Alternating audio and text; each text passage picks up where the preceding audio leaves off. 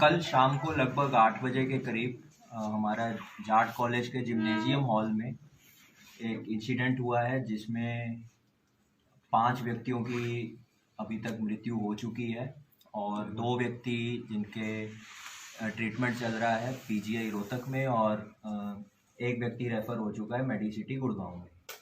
अभी तक की जो हमारी प्राइमा फेसी जानकारी एकत्रित हुई है वो ये हुई है कि ये जो 5 व्यक्ति थे ये सभी स्पोर्ट्स पर्सन थे, कुछ कोचिंग का काम करते थे, कुछ स्पोर्ट्स बेसिस पे रेलवेज और अन्य विभागों में सर्विस करते थे। जो हमारा मेन एक्यूज्ड है सुखविंदर, वो भी रेसलिंग कोच है जो कुछ दिनों से जाट कॉलेज के जिम्नेजियम में रेसलिंग कोचिंग का काम कर रहा था और कुछ कंप्लेंट्स आने की वजह से उसको जो मेन डीपीआई थे जाट कॉलेज के मिस्टर मनोज मलिक, उन्होंने उसकी सर्विसेज को टर्मिनेट कर दिया था। प्राइमा फेसी यही पता चला है कि इसी रंजिश की वजह से उसने कल यहाँ पर आकर इस घटना को अंजाम दिया है। ये बहुत सीरियस इंसिडेंट हुआ है यहाँ पर क्राइम का। इसमें हमारी रोहतक पुलिस की, एसटीएफ की और बाकी डिस्ट्रिक्ट्स की पुलिस भी इस इंसिडेंट को और इस एक्यूज को नैप करने के लिए लगातार एफर्ट्स कर रही हैं। डीजीपी हरियाणा ने इस इन्वेस्टिगेशन को लगातार मॉनिटर कर रहे हैं। हमारे एडीजी रेंज और बाकी सीनियर ऑफिसर्स भी इस इन्वेस्टिगेशन को मॉनिटर कर रहे हैं और डीजीपी हरियाणा ने इस एक्यूज पर 1 लाख का इनाम ऑलरेडी अनाउंस कर दिया है। और मेरी सभी से आपके माध्यम से अपील है कि अगर इस व्यक्ति की कहीं भी कोई सूचना मिले तो वो रोहतक पुलिस के मेरे मोबाइल नंबर्स पर डीएसपी सांपला और श्री नरेंद्र कादियान और डीएसपी रोहतक श्री विनोद कुमार, इस एसआईटी में दोनों डीएसपीज को और हमारे क्राइम यूनिट्स को, सीआईए की टीम को, डिटेक्टिव की टीम को अगर कोई भी इंफॉर्मेशन मिलती है प्रोवाइड करें। हम उनका नाम गुप्त रखेंगे और उनको उचित इनाम प्रोवाइड करवाएंगे। एज ऑफ नाउ हमारे पास जो एकत्रित सूचना है वो यही है कि एक एक्यूज था, लेकिन इसमें अन्य एक्यूज की इन्वॉल्वमेंट से अभी मैं इनकार नहीं कर पाऊँगा और जो भी इसमें दोषी होगा उसको पकड़ के उसको सख्त से सख्त सज़ा दिलवाई जाएगी। और अभी उन 5 व्यक्तियों का जो कल रात के इंसिडेंट में डिसीज हुए हैं उनके पोस्टमार्टम और अन्य प्रोसेसेस चल रहे हैं। हमारी सीन ऑफ क्राइम टीम्स मौका वारदात से अलग अलग सबूतों को, साक्ष्यों को एकत्रित कर रहे हैं। हम सीसीटीवी फुटेज भी कलेक्ट कर रहे हैं और आसपास के जो भी कैमरास की फुटेज आएगी उसको एकत्रित करके एविडेंस के रूप में इस केस इन्वेस्टिगेशन में किया जाए। सर, मरने वालों के क्या नाम है और क्या इनका रिलेशन, थोड़ा देखिए, जो मेन है मिस्टर मनोज मलिक, वो यहाँ पर डीपीआई थे जाट कॉलेज में। उनकी वाइफ मिसेस साक्षी मलिक हैं, वो रेलवेज में सर्विस करती थी। उनका बेटा है वो अभी माइनर है, वो अभी इंजर्ड है और उसका पीजीआई में अंडर ट्रीटमेंट है, वो 4 साल का छोटा बच्चा है। उसके अलावा सतीश कोच हैं जिनको जो यहाँ पर कोचिंग का काम करते थे।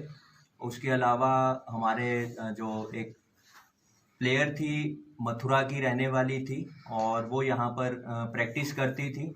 उनकी डिटेल्स हम एकत्रित कर रहे हैं कि वो जाट कॉलेज की स्टूडेंट थी या फिर यहाँ पर सिर्फ कोचिंग के लिए यहाँ पर आई हुई थी।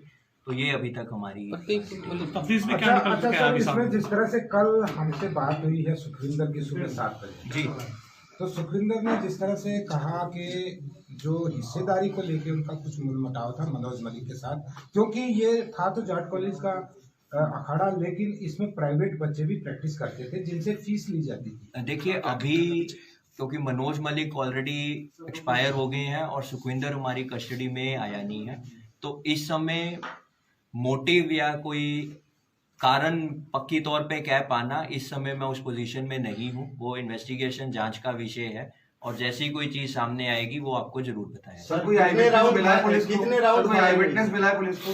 देखिए, आई विटनेसेस अभी कोई सामने नहीं आया, लेकिन जैसे हमें फीडबैक है वो ये है कि वहां पर कई आई विटनेसेस होने चाहिए, लेकिन अभी तक कोई सामने नहीं आया। कितनी जगह गोलियां चली हैं? कितने राउंड गोलियां चली हैं सर? हमें मौके से कुछ खाली कारतूस वगैरह बरामद हुए हैं। उन लोगों का पोस्टमार्टम चल रहा है जो 5 डिसीज्ड हैं।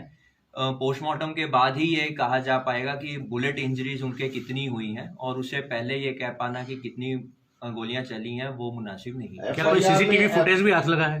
अभी हमारी टीम्स इकट्ठी कर रही हैं। दे आर जैसे हम यहाँ पर बात कर रहे हैं, हमारी टीम्स अलग अलग पॉइंट्स की एकत्रित कर रही हैं।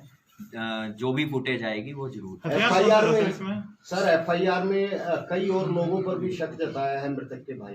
देखिए, वो हम भी कह रहे हैं कि इस घटना में एक या एक से ज्यादा की इन्वॉल्वमेंट को अभी हम इनकार नहीं कर रहे। अभी जो प्राइम एक्यूज है वो सुखविंदर है, उसके अलावा जो भी एक्यूज होगा उसको भी नैब किया जाए। नेगोशिएशन चल रही थी इनकी शाम को, वहाँ मीटिंग जो चल रही थी, इकट्ठे बैठे थे। देखिए, क्योंकि जो लोग मीटिंग में थे 5 उनमें एक्सपायर हो चुके हैं, सुखविंदर फरार है और 2 व्यक्ति, एक छोटा बच्चा है और एक व्यक्ति अंडर ट्रीटमेंट है। तो मौके पर जो भी नेगोशिएशंस थी या उसने बाहर से आके हमला किया है वो इस समय बता पाना मेरे लिए उचित नहीं होगा। वो हमारी जांच करेगी। सर, जिस तरह से रोहतक में जिस तरह वारदात हुई है, आरोपी फरार हो गया, क्या पुलिस की नाकेबंदी नहीं थी? क्या लापरवाही नहीं है? देखिए, जैसे हमारी टीम्स इसमें काम कर रही हैं तो हमारे पास इस समय कई तरह की इंफॉर्मेशन है जो इस समय मैं अंडर इन्वेस्टिगेशन होने के नाते शेयर नहीं कर पाऊंगा कि ये इंसिडेंट कितने बजे हुआ है, कब पुलिस को इंटीमेशन आई है, कब हमारी टीम मौके पर पहुंची है।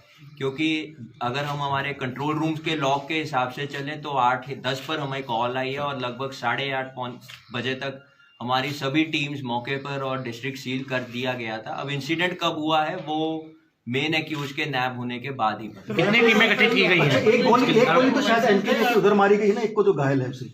देखिए, वो घायल की अभी हमारी टीम स्टेटमेंट लेने के लिए गई हुई है, तो जैसे ही वो स्टेटमेंट देगा उसके बाद क्लियर होगा। बच्चे की कैसी हालत है? बच्चा अभी क्रिटिकल है, लेकिन हमारी पीजीआई प्रशासन से भी बात हुई है। जो भी बेस्ट पॉसिबल हेल्थ फैसिलिटीज उस बच्चे को दी जा सकती हैं वो उसको दी जा रही हैं।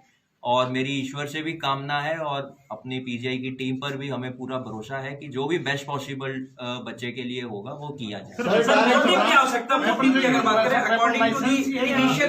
जब तक मेन एक्यूज नैब नहीं हो जाता है तब तक मेरे लिए मोटिव सामने उचित भी नहीं होगा और मुनासिब भी नहीं।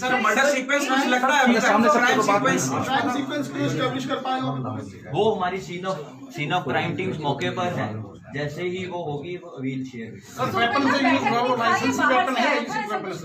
नहीं मैं इस मौके पर ये बात नहीं कह पाऊंगा कि वो बैठक में था या बाहर से आया था या उसको बुलाया गया था। इस समय हमारे लिए ये कह पाना। क्या वो सस्पेंड हुआ था इस वजह से मीटिंग चल रही थी? मीटिंग का क्या पर्पस था? मैडम, मीटिंग थी या बच्चे वहाँ प्रैक्टिस करने के बाद इकट्ठे हो रहे थे, क्योंकि वो बेसिकली रूम्स हैं जहाँ पर वो रेस्ट करते हैं और चेंजिंग रूम्स हैं। तो वहाँ पर वो मीटिंग कर रहे थे, प्रैक्टिस करने के बाद फ्रेश हो रहे थे, क्या कर रहे थे। इस समय हमारे लिए में ये सामने आया है कि गोहाना का जहाँ का वो रहने वाला था वहाँ पर उसके पास कोई लाइसेंस वेपन नहीं था, इशू नहीं था, पुलिस के रिकॉर्ड्स में वहाँ नहीं मिला है। और जैसे ही वो नैब होगा तो क्लियर। सर, आप उनके परिवार के लोगों से मिलकर आए हैं पोस्टमार्टम, उन्होंने अपनी सुरक्षा पर जो सवालिया निशान उठाया कि वो सभी को जानता था कि उनको खतरा है कि कहीं ना कहीं दूसरे लोगों को टारगेट ना करें। उस पर क्या कहेंगे? परिवार की सुरक्षा, जैसे मैं वहाँ पर भी उनको आश्वस्त करके आया हूँ कि हमारे लिए एक अहम इशू है और हमारी एक अहम जिम्मेवारी है कि उनको सुरक्षा प्रोवाइड करवाना हमारे। क्योंकि इस इंसिडेंट में कुछ परिवार सोनीपत रहते हैं, कुछ झज्जर रहते हैं। मेरी ऑलरेडी दोनों डिस्ट्रिक्ट एसपी से बात हो चुकी है और जहां पर भी उनको सिक्योरिटी की रिक्वायरमेंट होगी और उनकी डिमांड होगी वो हम अप्रोप्रिएट असेसमेंट करके उनको प्रोवाइड करेंगे। सर, आखिरी सवाल ये है कि क्या परिवार ने, आरोपी के परिवार ने उसको जायदाद से पहले बेदखल कर दिया था? वो एक कुछ मीडिया में सर्कुलेट हो रहा है एक डॉक्यूमेंट, उसकी ऑथेंटिसिटी के बारे में मैं नहीं बोल पाऊंगा, लेकिन अगर कुछ आएगी सूचना, क्योंकि अभी ये केस इन्वेस्टिगेशन में है, तो वो जैसे ही कुछ आएगा। एसपी सर, इस तरह का जो साइलेंट मोटो होता है इसके बारे में पुलिस भी क्या कर सकती है? निश्चित तौर पर जाहिर सी बात है, लेकिन फिलहाल जो आप देखिए ये इन्वेस्टिगेशन का विषय है, इससे हमारी तफ्तीश प्रभावित होगी, तो ये मैं अभी शेयर नहीं कर। मेरे को ये पूरा भरोसा है कि ये जल्दी ही पुलिस की गिरफ्त में होगा, क्योंकि ये हमारे लिए एक बहुत बड़ा चैलेंज है और पूरी हरियाणा पुलिस, रोहतक पुलिस और हमारे पड़ोसी जिलों की पुलिस और इवन हमारी दूसरी स्टेट पुलिस जिनके साथ हम कोऑर्डिनेशन में काम कर रहे हैं, इस इशू को और इस एक्यूज को जल्दी ही जो कानूनी प्रक्रिया में हम लेके हैं। सर 7 लोगों पे फायर किया गया है, एक से ज्यादा वेपन यूज अभी कह पाना मुश्किल होगा क्योंकि पोस्टमार्टम में जब उनकी बैलिस्टिक रिपोर्ट्स आएंगी उसके बाद ही ये कहा जा पाएगा कि ये सभी राउंड्स एक वेपन से फायर हुए हैं या मल्टीपल। भी हमें पता चला है कि कोई लड़की की कंप्लेंट हुई थी। कंप्लेंट उसकी किस लेवल पर हुई थी, किस अधिकारी के पास हुई थी, रिटन कंप्लेंट थी, वर्बल कंप्लेंट थी, ये जांच का विषय। सर एक सवाल और, सर सुखविंदर को कब हटाया गया था? क्योंकि जैसा आपने कहा कि कॉलेज का जो रिकॉर्ड्स हैं वो सारे कॉलेज एडमिनिस्ट्रेटिव काम उनका बंद हो चुका था। अभी हमारी टीम्स कॉलेज प्रशासन और मैनेजमेंट से बात कर रहे हैं कि क्या इसको कोई रिटर्न में अपॉइंटमेंट दी गई थी, कॉन्ट्रैक्ट था या क्या था।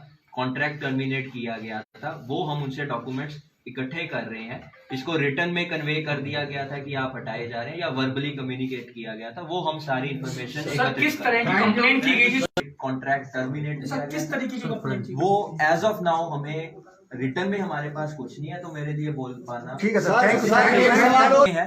तो हमने भी बच्चे को कोई क्योंकि उसका बच्चे का हेल्थ जो है वो हमारे लिए नंबर 1 प्रायोरिटी है, और तो वो बच्चे को अभी हमारी किसी टीम ने या डॉक्टर्स ने वो नहीं किया। डॉक्टर्स उसको डील कर रहे हैं, लेकिन हमने